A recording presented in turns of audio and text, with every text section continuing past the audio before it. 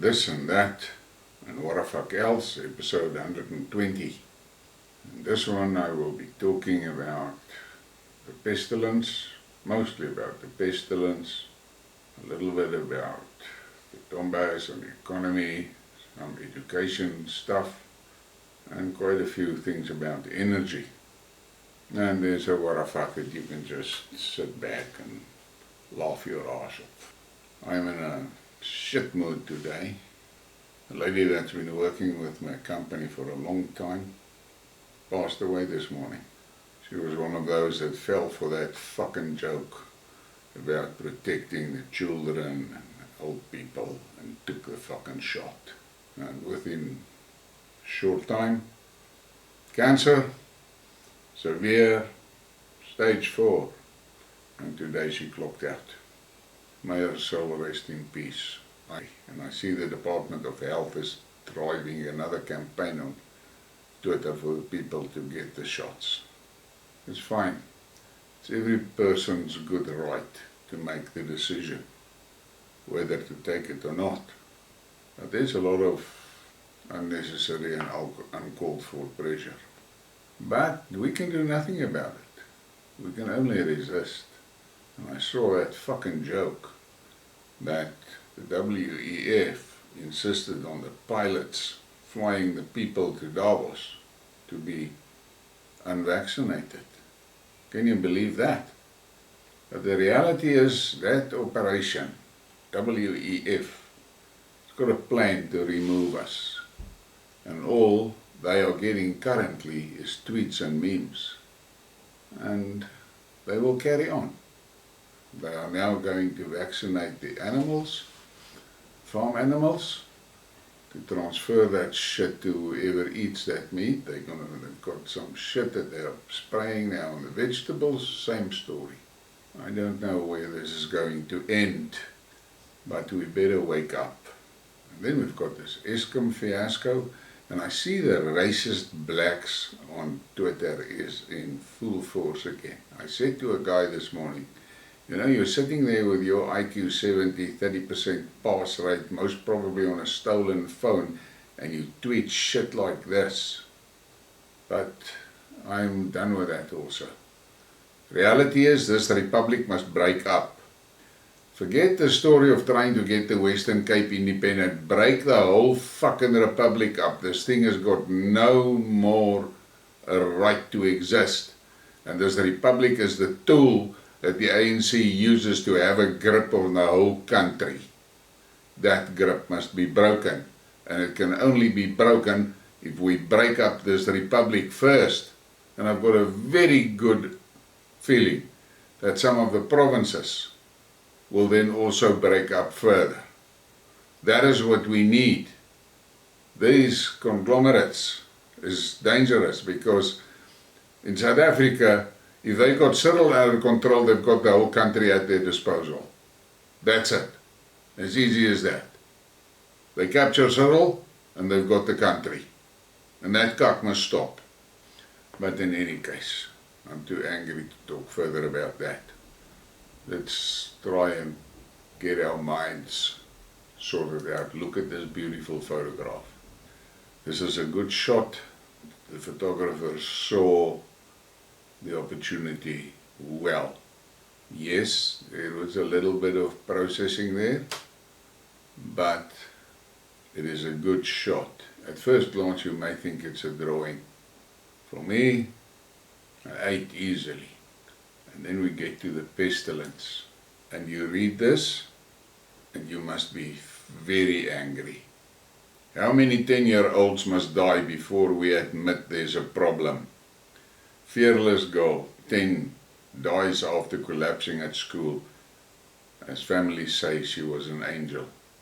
It's good for the family to say she was an angel, but it was that fucking family that took her to get to this place. And then we have this. Lisa Marie Presley dead at 54 after suffering a heart attack. 10 months ago she was actively promoting the snake poison and excitedly told us that she had no regrets about getting bitten. To be informed how to protect yourselves is the smartest thing we can do. I chose to the bite.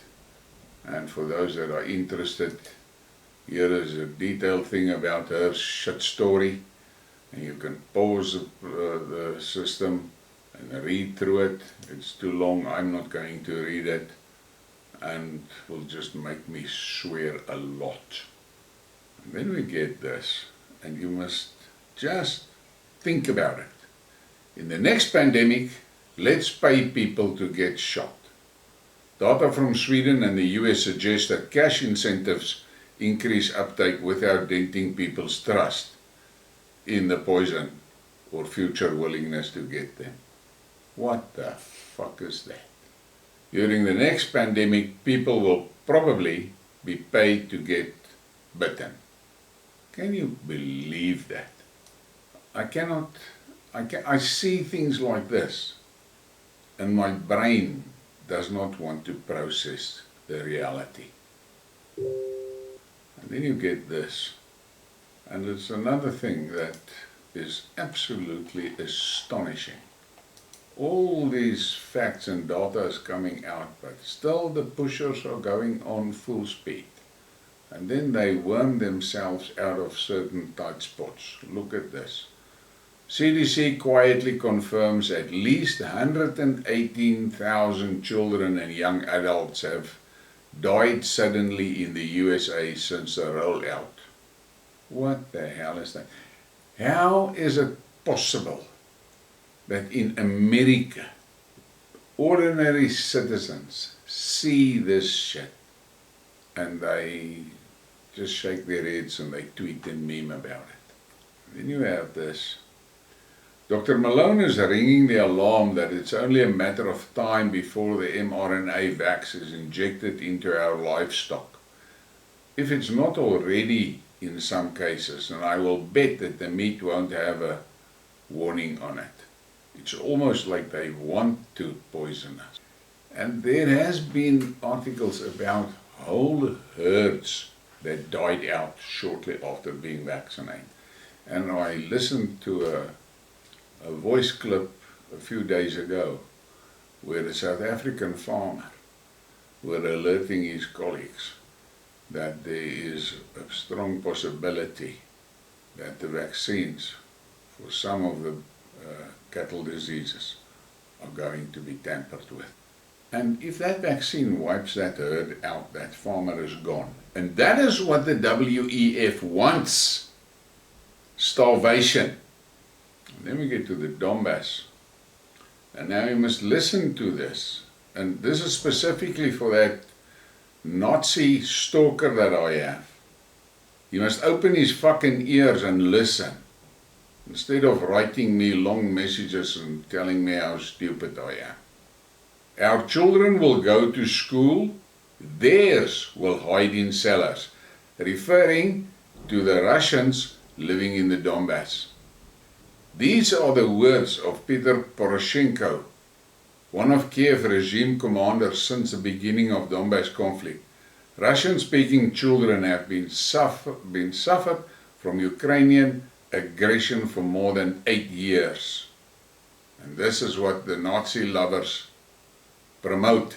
They feel happy and they feel comfortable and they feel so satisfied when they see images of women and children killed and maimed in the Donbass, because they are Nazis and they enjoy human suffering. That's it. And then we get to this little bit of economic news, and this is actually something that was a big problem. That was this dramatic rise in shipping rates. If you look at these graphs, you can see the drop, and I believe there was a few countries where the shippers were taken to court about it. But it looks now like the shipping rates is coming down and stabilizing again. And then we have this, and this is also quite interesting. It's a hell of a long article. I'm only just going to give you the headlines on it. Teachers desperate for help over AI chatbot writing entire essays for cheating students. A new artificial intelligence chat box called ChatGPT is capable of answering questions and writing essays, which has left UK teachers calling for guidance on how to stop the spread of cheating. Teachers in Britain may be given advice on how to prevent the spread of cheating on school coursework by pupils using a new artificial intelligence chatbot. I have seen some of the things that chatbot can do. One guy used it and asked it how to solve the Eskom problem in South Africa, and it was amazing what came out of it. I don't know how they're going to get this out of the thing for the children on schools. We'll have to be back to the old days. Teacher will read the questions out in the exam room and then watch the children as they write it by hand on pen and paper. And then this guy. South Africans are an apathetic bunch. Stage 6 blackouts and we just sit back, lose jobs, close businesses and let it continue. Look where apathy got Zimbabwe. Wake up South Africa, time to stand together and get rid of this ANC crap that we call a government. The fucking problem is simply this. We're about 2.5 million Afrikaners in the country. They're actually the only true patriots in this country. But there are 65 million terrorists that don't give a fuck for this country. How the hell can we do something about it? Yes, and now he calls me apathetic. What the fuck must I do? This is what the black people want. They like to suffer, they like to be jobless, and they are sitting with their hands waiting for the Zazis payments. Reality is the fucking stupid people do not understand that this government is actually technically bankrupt. And that Zazis payments are going to dry up. The same thing, the civil servant salaries are going to dry up. And talking about salaries, I made a tweet earlier today in which I said, what is this shit that MPs are getting that obscene big salaries? Put the fuckers on minimum wage. Put them on minimum wage. Force them to use public transport. Force them to use the public health service. Force them to send their children to the public schools so that they can have a taste of the cuck that they are creating for all of us. That's how it must work. MPs must not be able to use private medical care. They must not have private transport. They must use the services that they are supposed to render to the people of South Africa. For fuck's sakes. But they see themselves as an elite royal class. They've got those massive fucking salaries. Inflation is not a problem for them. They don't care about the fuel price because their fuel is subsidized. They don't care about electricity because they get that for free. They don't care about load shedding because they get generators for free. All of that cock. They don't care about the shit public medical system because they go to private clinics. They don't care about the fact that the schools has been fucked up beyond repair because they send their children to private schools. That shit must stop. And then you have this. After that massive obscene fucking price rise in the Eskom rates, and then Ramaphosa comes out and says, my hands are tied. What the fuck is that? And Ellen Zille tweeted, well, we are not going to take this lying down. But what can she do? I see they're trying now to organize a mass fucking rolling protest to Lutuli House. Fucking for what? All of that shit's not gonna work. We need a regime change. We need the republic broken up. And if it takes a revolution to do that, that's what they must be pushing for. And then you have this, all part of this load shedding cock.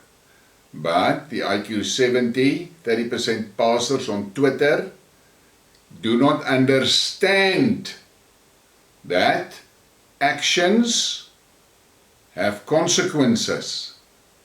At Woolworths Pottercove this afternoon, the generator failed during the 4.5-hour load shedding window, today resulting in millions of rands of food going to waste. Financial cost aside, the environmental and moral cost of food wastage is shocking. That's the thing. The farmers are struggling, they can't irrigate their crops properly, all of those things. But that fucking racists on social media, they are having a ball. And then you get this, and I was quite intrigued when I saw it. This should be the future of all remotes. No batteries needed, charges by household light. And when I was in the Middle East, I have seen things like that there, and that was 10 years ago already. That is a good thing. Nothing to do with green energy and all that cat. We're looking at practicality. And then there was this disturbing thing that somebody sent me last night. Wait for it. Tembani Bukula, the chairperson of NERSA, is also the CEO of PowerX South Africa, the first power energy trading company.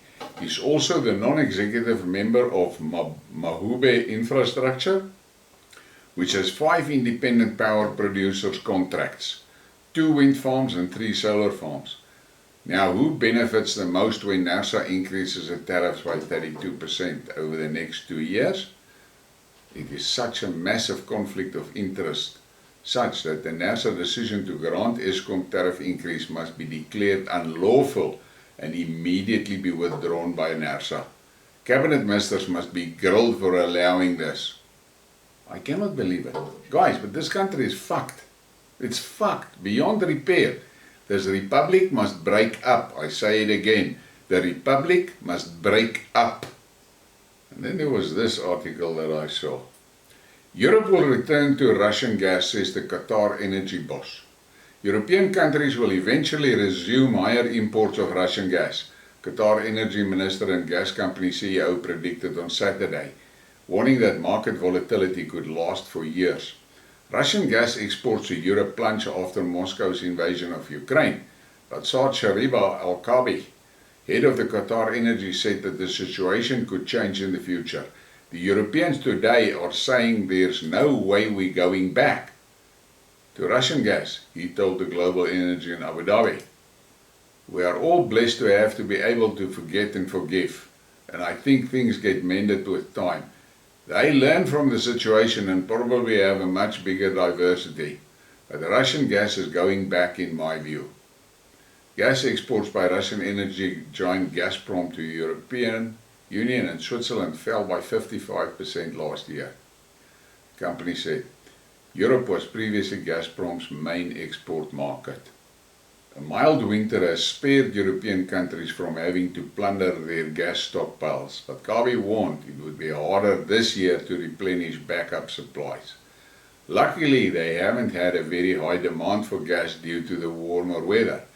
The issue is what's going to happen when they want to replenish their storages this coming year, and there isn't much gas coming into the market. So I think it's going to be a volatile situation for some time. And then there was more on this energy thing. The Prime Minister of German state Saxony calls to repair Nord Stream 1 pipeline for future use. He says Germany will require cheaper gas once hostilities in Ukraine are over. The operator must ensure that the pipeline can be repaired. We are running out of time. If the damage is not repaired, Nord Stream 1 will become unusable for a long time. We must have an option to buy something other than the expensive American LNG. But they were caught with their pants down, and they were stupid enough to allow that Ursula von der Crazy and her cabal in Brussels to sell the Europeans out to America. Think about it. Europe's economy is in the shitter. Who is making money from that war? The Americans. And then we get to that what the fuck moment. And just look at this image. Look at it and try and think of it. If one of my sons would come into my house looking like this, I'll rip that fucking ring off him with my bare hands. Can you believe it? Circle beards are the new thing. Fucking idiots. And please, give me a like, subscribe, and share the thing. And thank you for your support.